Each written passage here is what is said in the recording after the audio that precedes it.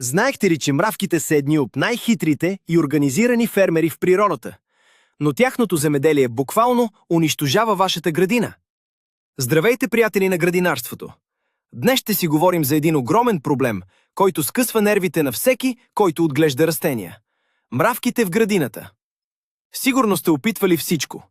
Скъпи спрейове, тебешири, отрови, дори заливане с вряла вода. Но те винаги, ама винаги се връщат. Защо се получава така? Защото се борите с симптома, а не с корена на проблема. В това видео ще ви разкрия единствения, наистина ефективен, гениален и доказан метод за пълно премахване на мравките. Обещавам ви, че след като научите тази тайна рецепта, само с 3 прости съставки, никога повече няма да купувате скъпа химия от магазина. Пригответе се да разберете как малко конфитюр, боракс и брашно могат да спасят реколтата ви.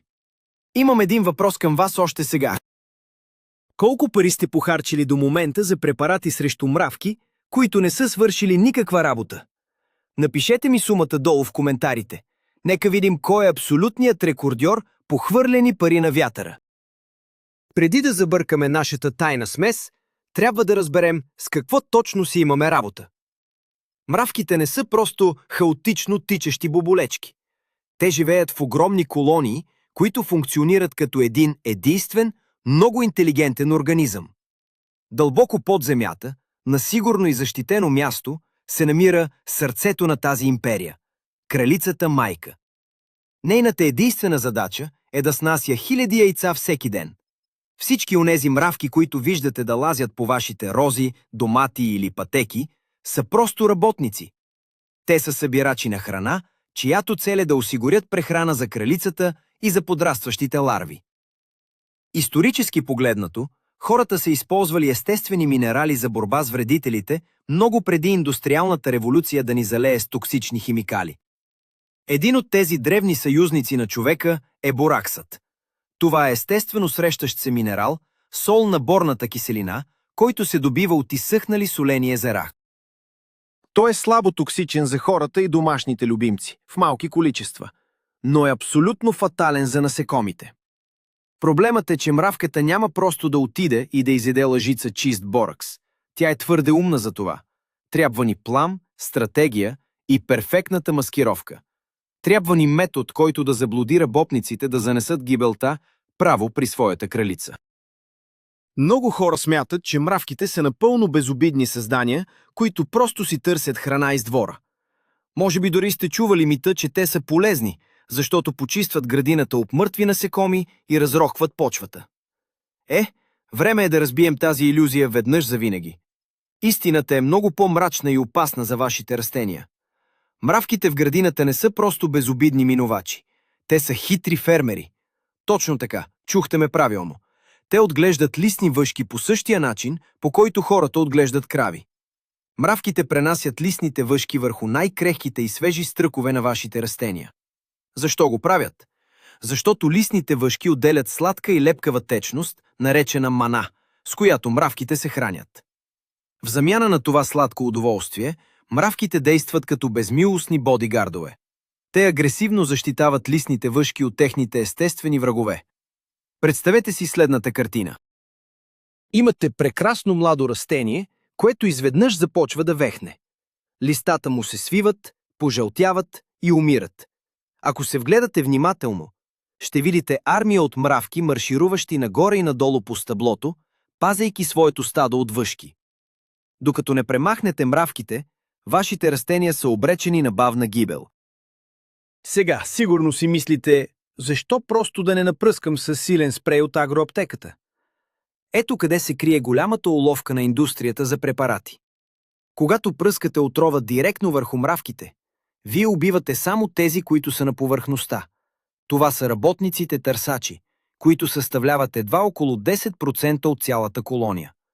Вие виждате как те умират веднага и си казвате: чудесно, проблемът е решен. Но какво се случва всъщност под земята? Кралицата усеща, че работниците й не се връщат. Вместо да се паникьоса, тя просто започва да снася яйца с двойно по-голяма скорост, за да възстанови загубите. Резултатът е, че след няколко дни виждате нова, още по-голяма магистрала от мравки на същото място. Това е порочен кръг, който ви кара постоянно да купувате нови и нови препарати. Представете си го като опит да изкорените плевел, като само късате листата му, но оставяте корена непокътнат в земята. Плевелът винаги ще поникне отново. Точно за това директните спрейове с мигновено действие са не просто неефективни в дългосрочен план, те са чисто губене на време и пари. И така, стигаме до нашата гениална стратегия. Ние няма да се бием с мравките на бойното поле. Ние ще използваме стратегията на троянския кон. Нашата цел не е да убием работника веднага, що му пита примамката. Точно обратното. Ние искаме той да остане жив, здрав и пълен с енергия, за да може да вземе нашия смъртоносен подарък и да го занесе дълбоко в сърцето на мравуняка. Искаме той сам да нахрани кралицата с него. За да проработи този план, имаме нужда от отрова с забавено действие и съвършенната маскировка, която да притъпи инстинктите им за самосъхранение. Мравките общуват помежду си чрез химични сигнали и миризми. Ако една мравка умре веднага до храната, тя ще отдели феромон на опасност и всички останали ще заобикалят това място отдалече. Нашият метод е създаден така, че да не предизвиква никаква тревога в колонията. Те ще си мислят, че са открили най-богати източник на храна на света. Ще го празнуват и ще го споделят с всички вътре в гнездото. Това е брилянтен тактически ход, който гарантира пълното унищожаване на колонията отвътре. За да осъществим този план, първата ни ключова съставка е сладък конфитюр или мармалад. Защо точно конфитюр? Мравките работнички се нуждаят от огромни количества въглехидрати, за да поддържат енергията си, докато обикалят градината по цял ден. Тяхното обоняние за сладко е невероятно силно развито.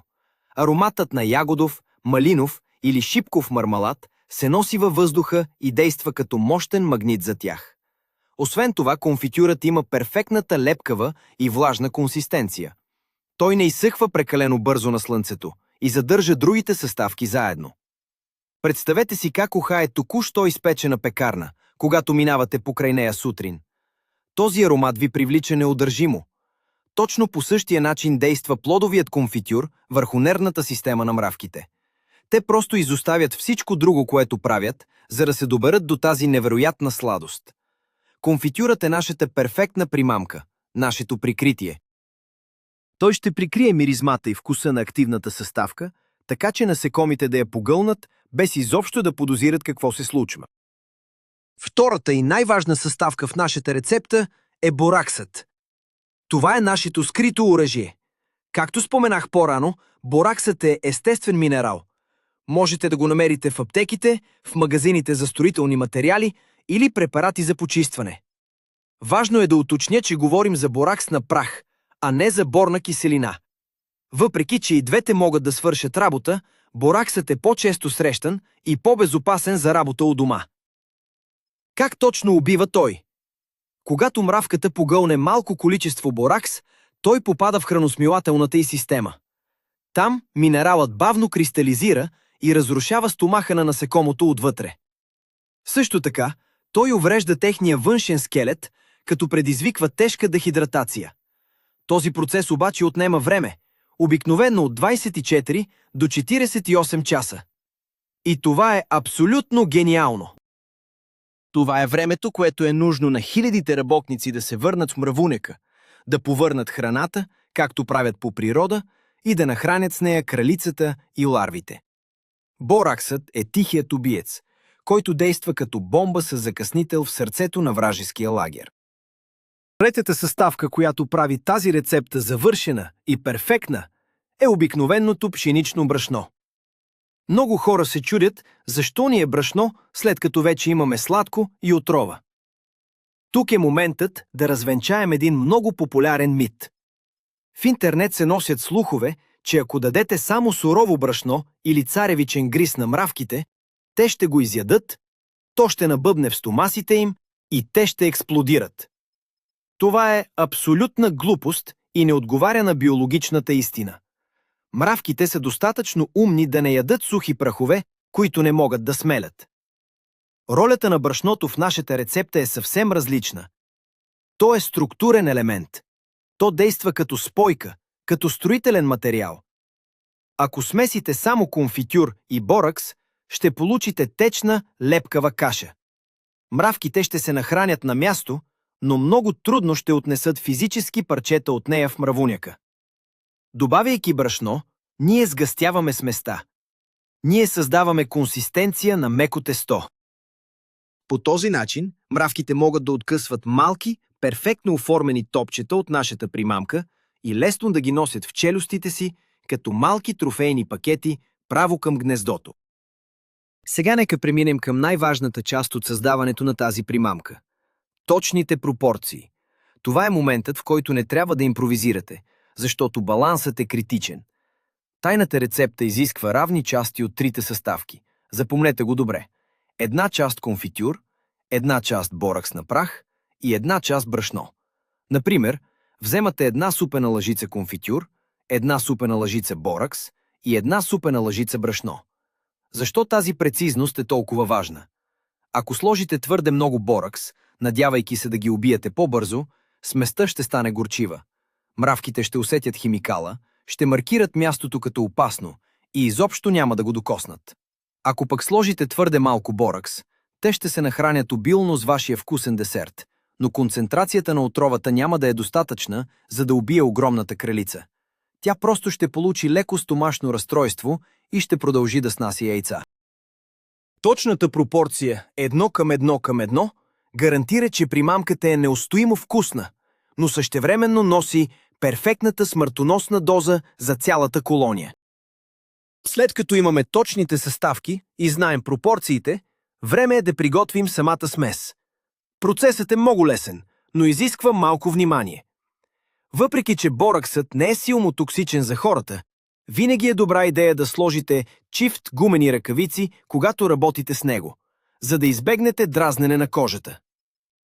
Вземете един стар, пластмасов съд за еднократна употреба, който след това можете да изхвърлите. Не използвайте съдовете, от които се храните всеки ден. Сложете вътре конфитюра, добавете боракса и брашното. Вземете една стара лъжица или дървена пръчка и започнете да бъркате енергично. Целта ви е да получите хомогенна маса. Ако конфитюрът ви е бил много течен и сместа остане рядка, добавете още една малка щипка брашно. Ако пък стане твърде сухо и ронливо, добавете съвсем малко вода или още половин лъжичка сладко. Търсим консистенцията на мек пластилин или тесто за корабийки. Когато сместа е готова, откъснете малки парченца от нея и оформете топчета с големината на грахово зърно. Това са вашите малки, съвършени оръжия. Създали сме нашата гениална примамка. Но работата ни още не е приключила.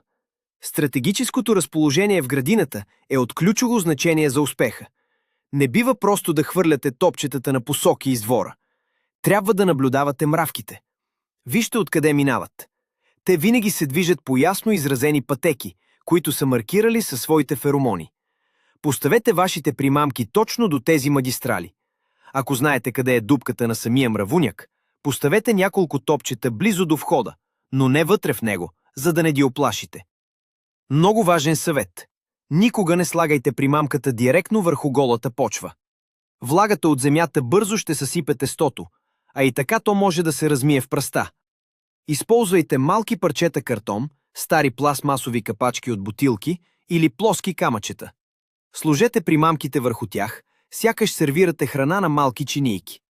Поставете ги в основата на нападнатите от листни въшки растения. Така мравките ще ги открият буквално докато отиват на работа. Освен мястото, времето и атмосферните условия, също играят огромна роля в нашата операция. Най-лошото нещо, което можете да направите, е да заложите примамките точно преди да завали дъжд.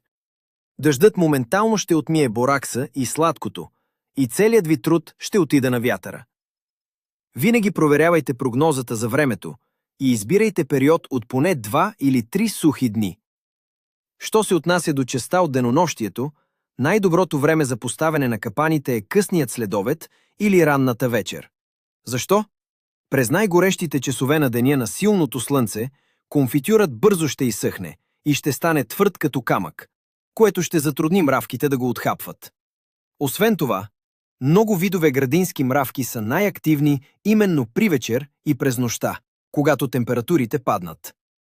Залагайки примамките по залез слънце, вие им сервирате свежа, мека и уханна вечеря, на която те просто ще се нахвърлят с огромно удоволствие под прикритието на мрака. Нека поговорим сериозно за безопасността във вашата градина. Въпреки че това е домашен метод, бораксът си остава химическо вещество, което не бива да се поглъща от домашни любимци, кучета, котки или малки деца. Вкусното сладко може да привлече не само мравките. Затова трябва да създадем защитени станции за хранене. Как да го направим най-лесно? Вземете една празна пластмасова кутия от маргарин или сладолед. Направете няколко малки дупки в долната част на стените, достатъчно големи за да минават мравките, но твърде малки за любопитна котешка лапа или кучешки нос.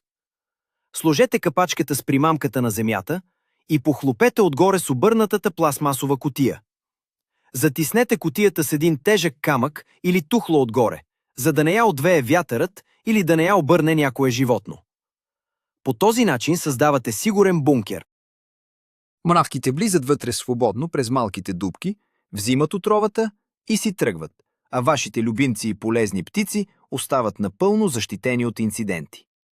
Това е отговорното градинарство. Стигаме до последния и може би най-труден етап от целия процес – търпението. Когато заложите примамките, вероятно ще станете свидетели на нещо невероятно. След час или два, капачките ви ще бъдат буквално почернели от мравки. Ще има огромно стълпотворение.